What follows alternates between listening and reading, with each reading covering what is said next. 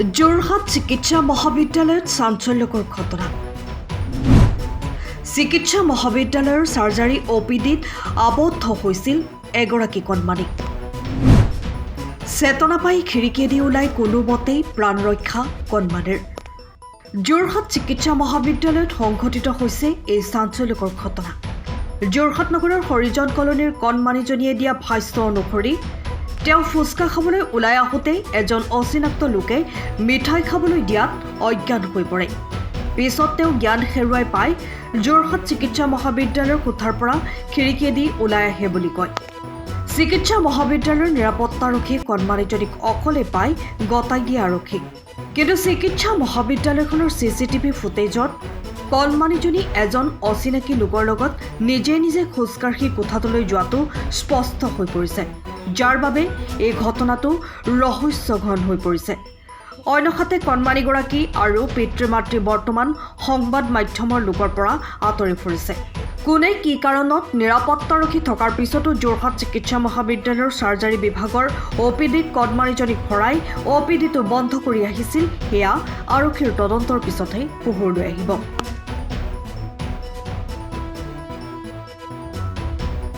যোৱাকালি আমি media through the আমি এটা বাতৰি পাইছিলোঁ।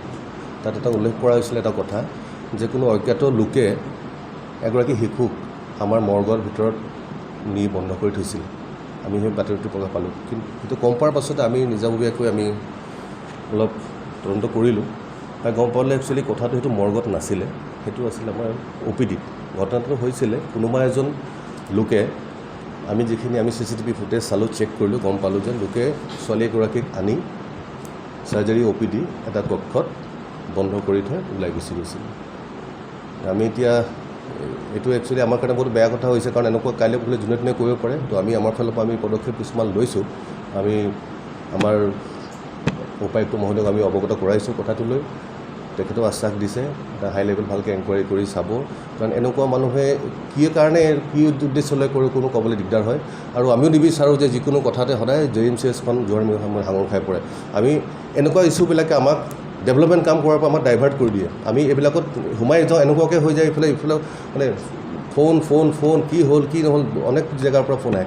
কিন্তু এনেকুৱা সেইখিনি চাব লাগিব। আমি অনুৰোধ কৰিছোঁ মই ডিষ্ট্ৰিক্ট জিলা প্ৰশাসনক, তেখেতলোকে পদক্ষেপ ল'ব। আৰু আমি আমাৰ পুলিচকো আমি জনাইছোঁ। চাওঁ ব্যৱস্থাটো কটকটীয়া থাকে। তাৰ পিছত এখন আৰক্ষী চকী বিয়াৰ ভিতৰতে আছে। তেনেস্থলত এগৰাকী শিশুৰীক কেনেধৰণে সন্ধিয়া লগত তেনেকুৱা লগ 10 বছৰীয়া কণমানি, ডাঙৰ ছোৱালী নহয়। আচলতে আপোনালোকে চাব, সেই জেগাটো আমাৰ সেইটো কৰিডৰতে আমাৰ লিফ্ট আছে। সকলো পেচেণ্ট ৰোগী সেইফালে অহা যোৱা কৰি থাকে। আৰু আমাৰ অপিডি শেষ হোৱাৰ পিছত আমাৰ সেই গোটেইখিনি আমাৰ ক্লিনিং টিমো আছে, তেখেতলোক গোটেইখিনি চফা কৰে নেক্সট দিনৰ কাৰণে ৰেডি কৰিব পাৰে। সেই সময়ত অনেক ৰোগী অহা যোৱা কৰি থাকে। এতিয়া আমি দেখা পাইছোঁ যে তেখেত সেই যেতিয়া অহা যোৱা কৰিছে তাৰ লগতে বহুত মানুহ অহা যোৱা কৰি আছে। মই চিকিউৰিটিক তেখেতলোকো কোৱা হৈছে আৰু অলপ বেছি এলাৰ্ট থাকিবৰ কাৰণে।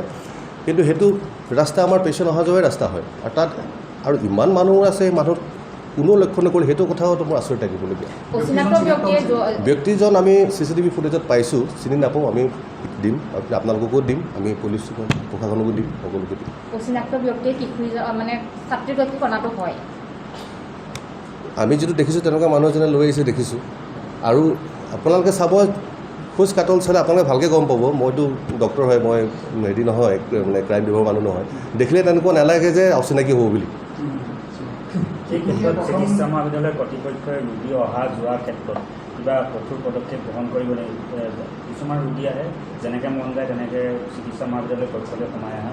আপোনালোকেও দেখিছে বা আমিও অৱগত হৈছোঁ। সেই ক্ষেত্ৰত ৰোগী অহা যোৱাৰ ক্ষেত্ৰত নিৰাপত্তা ব্যৱস্থাৰ ক্ষেত্ৰত কেনেকুৱা ধৰণৰ চিকিৎসা মহাবিদ্যালয়? মই আপোনালোকক মোক সুধিলে ভাল কথা আপুনি প্ৰশ্ন সুধিছে। মই আপোনালোকৰ যোগেদি মই এটা বাৰ্তা দিব বিচাৰিছোঁ ৰাইজক যে অলাগতিয়াল এটেণ্ডেণ্ট যাতে নাহে। আমাৰ হস্পিটেলখনত এতিয়া কি হৈছে, এজনৰ পেচেণ্ট লগত নিজৰ যোন অভিভাৱক তাৰ বাহিৰে 10-5জন আহি যায়। আহি তেখেতলোকে গোটেই আপোনাৰ এটা অলপ বেয়া পৰিস্থিতি উদ্ভৱ কৰে দেখিছোঁ। মই নিজে দেখিছোঁ, ইমাৰ্জেঞ্চিতে থাকোঁ, পেচেণ্ট চিৰিয়াছ, আমি তেখেতৰ চিকিৎসাত লাগি থাকোঁ। কেইজনমান আহিব, হঠাৎ আহি যি মন যায় তাকে ক'ব, অলপ পিছত যেতিয়া মাতো নাইকিয়া হৈ যায় তেখেতৰ পৰা। তো সেইকাৰণে অনুৰোধ থাকিলে যে আপোনালোকে এইটো জনায়। আৰু মই যিমান